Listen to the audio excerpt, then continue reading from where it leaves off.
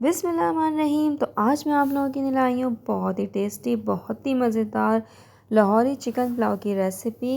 ये इतना डिलीशियस, इतना मज़ेदार बनता है, इसकी खुशबू से सारा घर महक जाता है।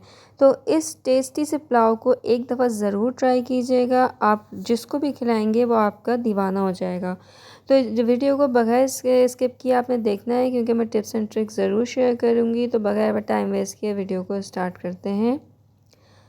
सबसे पहले यहाँ पे मैंने एक पैन में चिकन ले ली थी। चिकन 750 ग्राम है। एक बड़ी प्याज मैंने रफली चॉप करके डाली है। एक अदरक का पीस डाला है।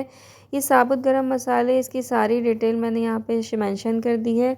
ये तमाम साबुत गरम मसाले आपने लेने हैं और इसके बाद इसी में आपने इसको ऐड कर देना है।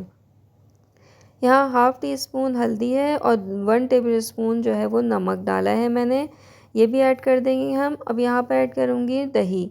दही जो है वो मेन इंग्रेडिएंट है इसका। तकरीबन 2 बड़े टेबल स्पून दही ऐड किया है मैंने और 1 बड़ा टेबल स्पून अदरक लहसुन का पेस्ट ऐड करा है।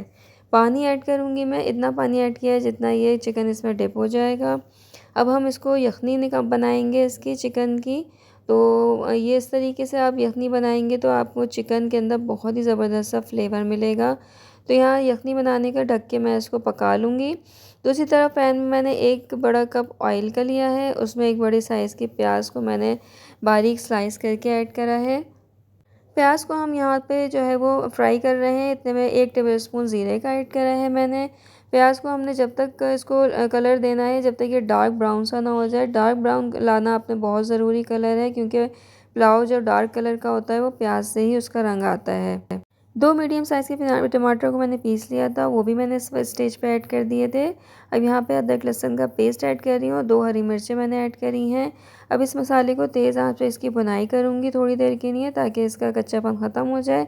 इसके बाद यहाँ पर 1 टेबल स्पून नमक का शामिल करा है और 1 टेबल स्पून भर के कुटी हुई लाल मिर्च ऐड कर रही हूँ मैं। ये सब फ्लेवर के लिए है। कुटी हुई लाल मिर्च जो है फ्लेवर बहुत ज़बरदस्त लेके आती है लाहौरी पुलाव में। इसके बाद यहाँ पर दही ऐड कर रही हूँ। तकरीबन 4 बड़े टेबल स्पून जो है वो मैं दही के ऐड कर रही हूँ, क्योंकि 2 टेबल स्पून दही मैं यखनी में भी ऐड कर चुकी हूँ। अब इसकी हम भुनाई करेंगे, थोड़ा थोड़ा पानी ऐड करके इसकी भुनाई करती जाऊँगी मैं। दूसरी तरफ हम देख लेते हैं हमारी जो चिकन है वो बिल्कुल गल गई है। चिकन को बहुत ज़्यादा भी नहीं गलाना है आपने, इतना गलाना है कि चिकन जो है वो गल भी जाए और टूटे भी नहीं। तो ये इसको मैं चिकन के पीसेस को निकाल के ग्रेवी में शामिल कर दूंगी और इसके बाद जो है इसकी बुनाई करेंगे हम। बहुत अच्छी सी हम इसकी बुनाई करेंगे चिकन को, और ये जो हमने इसकी ग्रेवी बनाई है ये तेज़ आंच पे इन सब की बुनाई करूँगी मैं, ताकि चिकन में भी फ्लेवर आ जाए। तो हमारी चिकन बहुत ज़्यादा फ्लेवरफुल हो चुकी है और बहुत ही टेस्टी मज़ेदार, और खुशबू तो ऐसी आ रही है पूरा घर महक रहा है।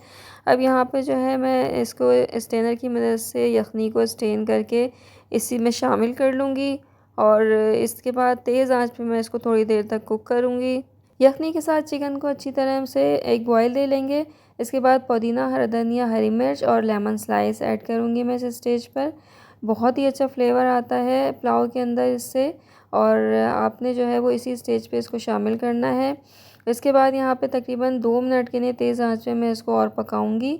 यह है चावल, सेला राइस मैंने तकरीबन 750 ग्राम लिए हैं, उसको 1.5 घंटा भिगो दिया था।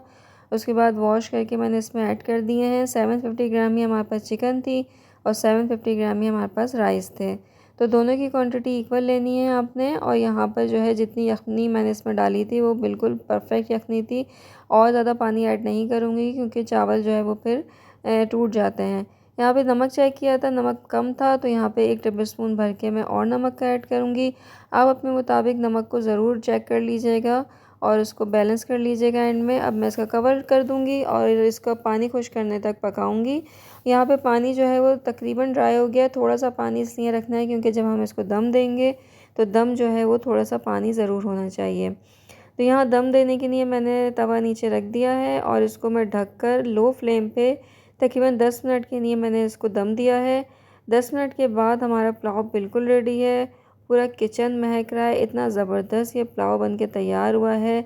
लाहौरी मुर्ग पुलाव की रेसिपी मैंने आपको दी है, बहुत ही टेस्टी, बहुत ही मज़ेदार बनती है। दावतों में आप इसको रखें, बिल्कुल डिफरेंट टेस्ट देगा ये। और जब कोई मेहमान वगैरह आए, जब आप बना के खिलाएं। तो ये थी आज की recipe. Must share, like it. Until then, अल्लाह हाफिज़।